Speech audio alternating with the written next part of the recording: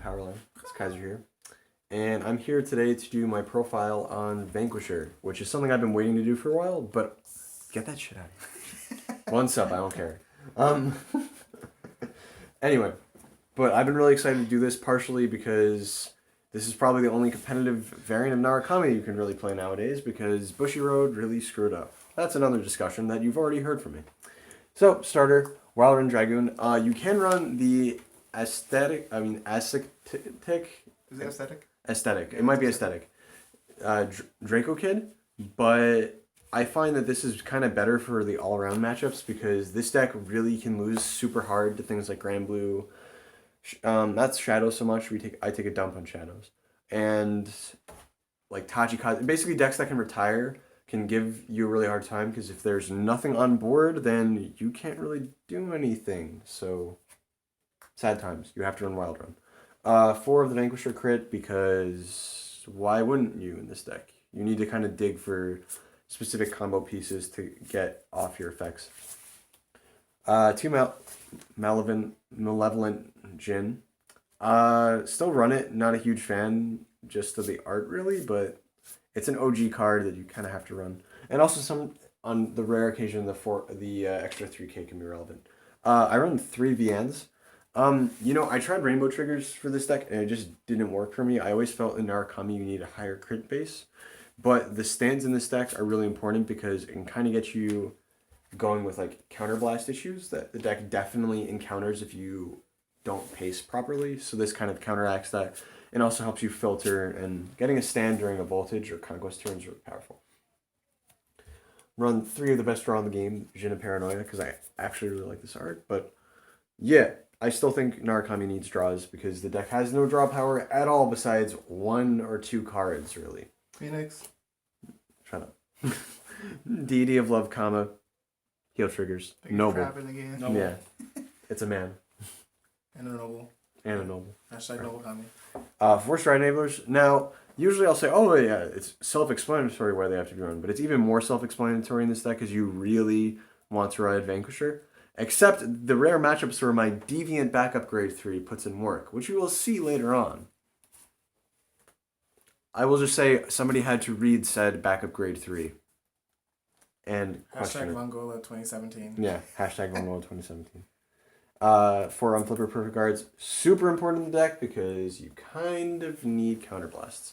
And then this is probably the most important grade 1, Chainbolt Dragoon. This card accelerates your Thunderstrike really quickly. And if somebody's caught off guard by it, you could do some cheesy plays that I'll get into later with Bulwark Dragon.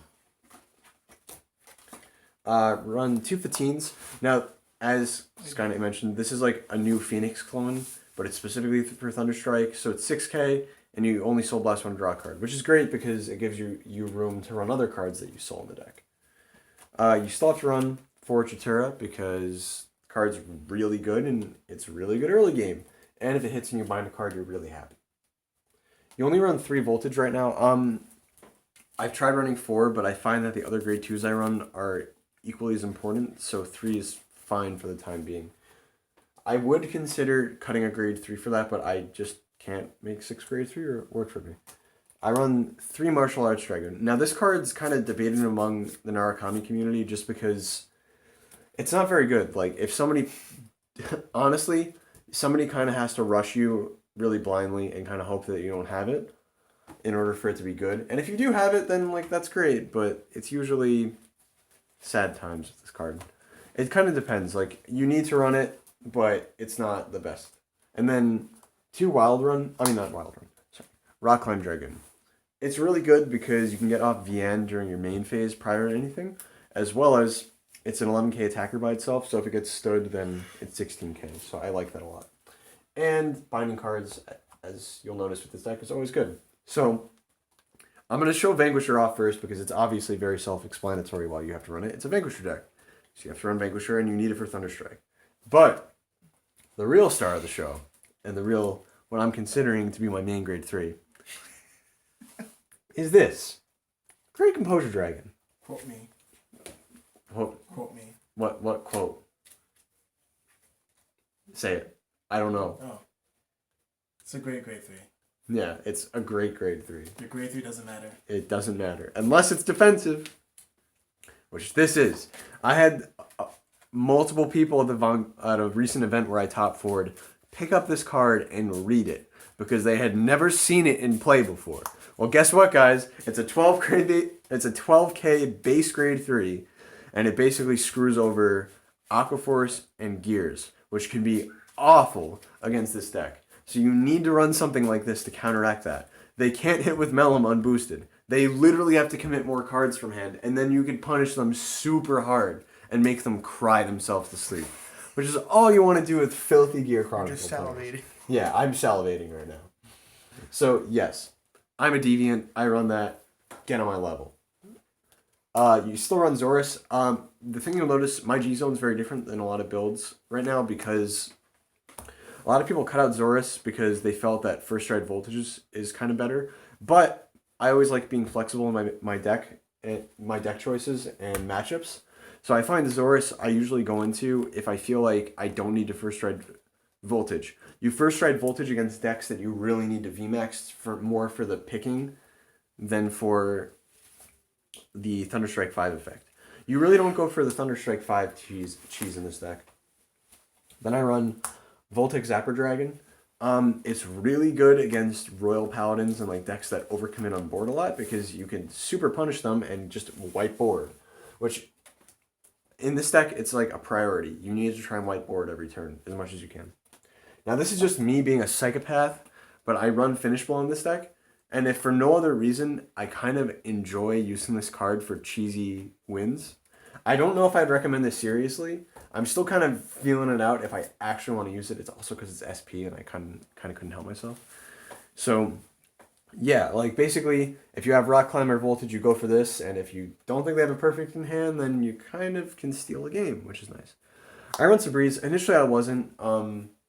You kind of have to just because this deck really, if your opponent chicken games you, like that's the only real recourse of action unless you have Chatera, in which you always won't have. So as much as it hurts to use 2 counterblasts, you kind of have to do that. For SP Voltages. It's pretty nice. Nice art. It's honestly probably the most important card in the deck. Like, the ability to just poop out numbers is really nice. And on top of that, it's just really flexible because if you first stride it, then you have the option to go into VMAX. After that, to get rid of really essential cards. Now,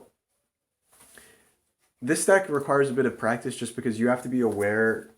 Basically, you just have to always be aware of the matchup and know. You have to anticipate a turn ahead of them, usually, to properly respond. So you really have to get a lot of practice in and know what stride rotation you should be using.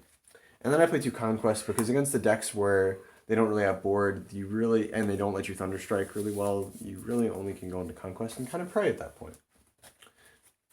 I run a Dismal for the mirror match because if I play against another Vanquisher deck, I damn well better hope that I can survive that being next turn.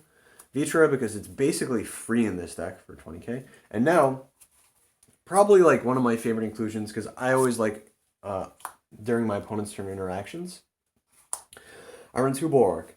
And now I'll explain the cheesy plays that you can create with this. So, Chain Bolt Dragoon.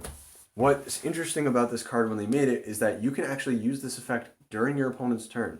So if you Bulwark, you retire something for some reason, and you have like a Chain Bolt or 2 out, I mean however many, I'm just assuming that you're living the dream here, and you retire something, your Vanquisher GB2 goes off, so you get 3k on Vanguard and a crit, not that that matters. But then you start binding cards during your opponent's turn and gaining 2k on your Vanguard so they can't hit. I really like that interaction personally.